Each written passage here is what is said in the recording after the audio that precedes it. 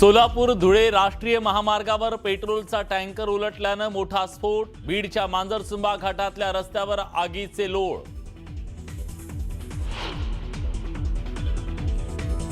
दोन्ही सभागृहातील विरोधी पक्षनेते पदाबाबत उद्धव ठाकरेंनी घेतली नार्वेकर आणि राम शिंदेंची भेट। लवकर निर्णय घेऊ असं दोघांनी आश्वासित केल्याची ठाकरेंची माहिती।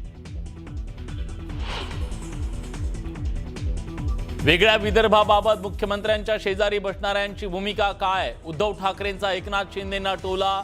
विदर्भ हा महाराष्ट्रातच, वेगळ्या विदर्भाची मागणी मान्य होणार नाही, ठाकरेंनी सुनावलं।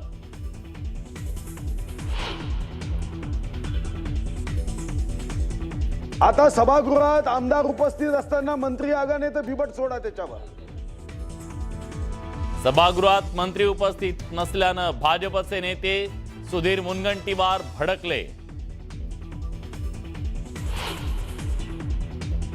मुंबईत महायुतीत राष्ट्रवादीला सोबत घेण्यास मलिकांमुळे अडथळा।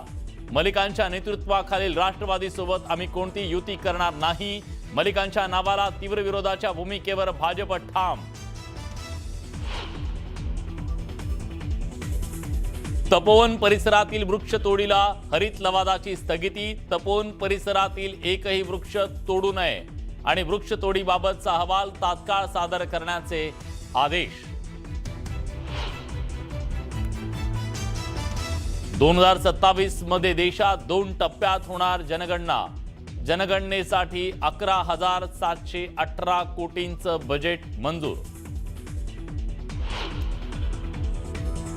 आणि अंदमानमध्ये वीर सावरकरांच्या पुतळ्याचं सरसंघचालक डॉक्टर मोहन भागवतांच्या हस्ते अनावरण। केंद्रीय गृहमंत्री अमित शहांसोबत मंगेशकर कुटुंबीय सुद्धा उपस्थित।